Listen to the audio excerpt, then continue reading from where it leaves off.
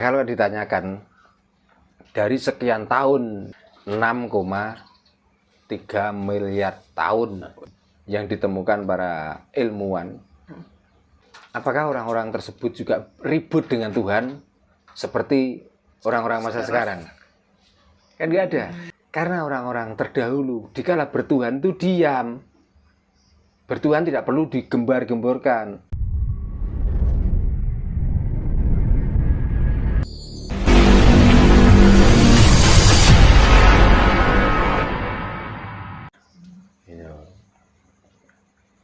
Makanya begitu pentingnya sebenarnya Raja Kalacakra itu bagi kita.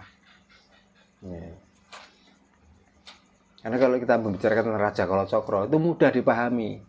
Tapi kalau sudah memahami pemahaman yang dari luar, mungkin kita hanya bisa membaca tapi tidak paham apa yang dimaksud di tulisan itu. Sehingga kita berlomba-lomba hanya untuk membaca. Tapi di saat ditanya, yang kamu baca itu tujuannya untuk apa? Ya maaf, bukannya kok istilahnya tuh madani, apa madani bahasa Indonesia ini? Bukan menyamakan, madani, madani ini bisa menyamakan. Tapi ada bahasa kasarnya, Pak. Ya. Menghujat atau menghina, bukan seperti itu. Jadi kalau orang itu sudah paham, tidak merasa dihina kok, tidak merasa dihujat. Bagi orang yang tidak paham itulah yang merasa itu hinaan, itu merendahkan, dan lain sebagainya. Makanya kita tuh enak mana toh? Kita itu hafal tapi tidak paham, dibanding dengan kita itu tidak hafal tapi paham. Walaupun kita tuh membaca, enak mana? Enak paham walaupun membacanya belum seberapa bisa toh.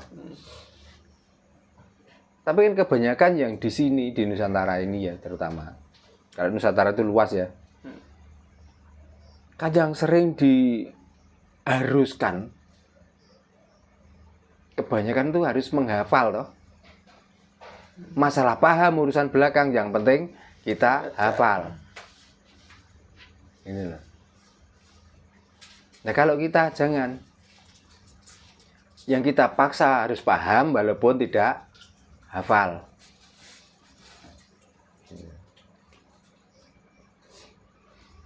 Makanya sebenarnya pada malam hari ini juga akan saya coba untuk melakukan patrap, namun kan ada teman yang masih belum bisa datang karena sesuatu halangan, maka ya nanti belajar patrap saja tapi bukan patrap beneran. Nah apa yang kita patrapkan ya sama, tetap patrap Raja Kalacakra. Apa patrap? Patrap itu menempatkan sesuatu yang pada tempatnya. Nah, yang menempatkan sesuatu pada tempatnya karena itu ada bacaan. Nah, bacaan itulah yang akan menjadi panah atau menjadi senjata untuk membunuh atau menghilangkan kolo atau yang dinamakan penyakit itu. Itu maksudnya. Penyakit itu bukan orang yang sehat terus sakit, bukan itu. Penyakit itu ya penyakit yang merintangi jalan kita itu loh. Termasuk kemelaratan, termasuk tentang apa saja lah yang menjadi penghalang hidup, termasuk orang yang sudah lama belum dapat jodoh, termasuk orang yang sudah dapat jodoh tapi begitu ketemu sedelok amblas. Nah itu di dalamnya semuanya itu mengandung sengkolo. Gitu. Makanya supaya itu semuanya itu kita terhindar dari halangan-halangan itu, maka patrap semedi Raja Kalacakra itulah metode untuk supaya kita bisa mencapai tujuan kita. Dengan belajar itu kita tidak sia-sia. Ya itulah tujuannya. Ya, ada yang tanyakan? ini Mbah, terkait kan katakanlah Raja Kolo Cokro itu sendiri yang disebut patrapan itu menempatkan titik-titiknya gitu kan. Dimana itu mungkin jika diuraikan sudah begitu rumitnya gitu kan Mbah, panjang. Nah pada zaman sekarang gitu, apalagi dengan maraknya media sosial, dengan kita itu mencari informasi begitu gampangnya gitu kan.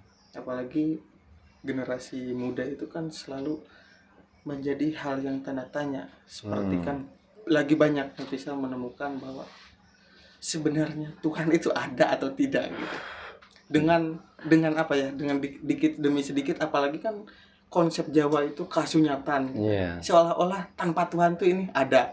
Dan sedikit juga kan dari salah satu saudara kita gitu, salah satu agama di sini, bahwasanya Tuhan itu tidak akan merubah sesuatu kaum gitu. Ketika kaum tersebut itu tidak mau merubahnya.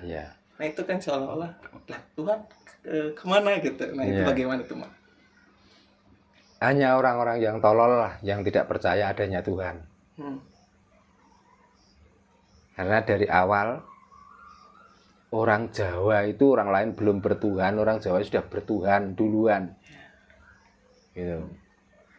Dari dikatakan sebelum Masehi dunia itu sudah ada 6,3 miliar tahun, itu sudah ada.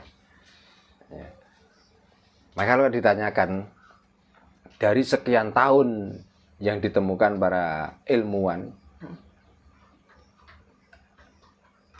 apakah orang-orang tersebut juga ribut dengan Tuhan seperti orang-orang masa sekarang?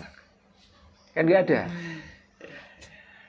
Karena orang-orang terdahulu dikala bertuhan itu diam. Bertuhan tidak perlu digembar-gemborkan. Bertuhan tidak perlu ditunjuk-tunjukkan. Bertuhan tidak perlu dipaksa-paksakan orang harus percaya dengan Tuhan. Gitu loh. Karena apa tuh Tuhan itu sebenarnya? Tuhan itu kebutuhan. Sekali lagi, Tuhan itu kebutuhan hidup. Makanya kalau orang yang merasa hidup mesti punya kebutuhan. Nah, kita yang menyalahartikan bahwa kebutuhan adalah percaya dengan nama Tuhan. Makanya kita itu mencari-cari nama Tuhan. Sehingga bermunculan di dunia ini Tuhan bermacam-macam namanya. Tapi sebenarnya juga sama. Orang yang bertuhan ini, orang yang bertuhan itu, yang bertuhan ini, yang bertuhan itu, ya sama sebenarnya juga untuk mencukupi kebutuhannya mereka sendiri. Mereka ditanya, apakah benar Tuhan itu ada? Ada Tuhan itu.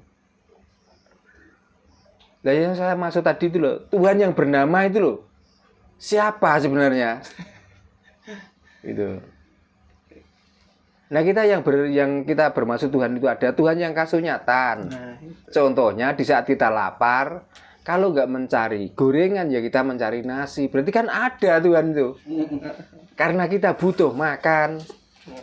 Di saat kita dahaga, kita mencari air. Begitu ketemu air kita minum. Untuk kebutuhan apa toh? Air untuk menghilangkan dahaga.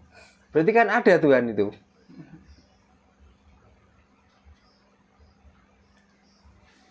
Jadi sih yang dimaksud gini loh.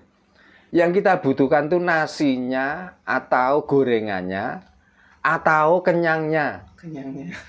Nah, kalau membicarakan kenyangnya, yang dimaksud kenyang itu apa? Itu loh. Kenapa kamu berani memberi nama Tuhan? Gitu. Tuhan aja jelas. Tapi itu Tuhan yang kamu maksud, kamu namai itu loh yang kebangetan. Nah, kita kadang-kadang tidak mencari kebutuhan itu, tapi yang kita cari adalah yang memberi kebutuhan itu kadang-kadang. Makanya sibuk sampai perang, sampai gontok-gontokan, sampai saling menjegal, saling menghujat. Padahal kita sama-sama tidak tahu yang Tuhan yang kita beri nama. Tapi kenapa kita harus ribut tentang itu? Gara-gara Tuhan saja. Kok gak kamu sekedar mencukupi kebutuhanmu yang saat ini kamu butuhkan.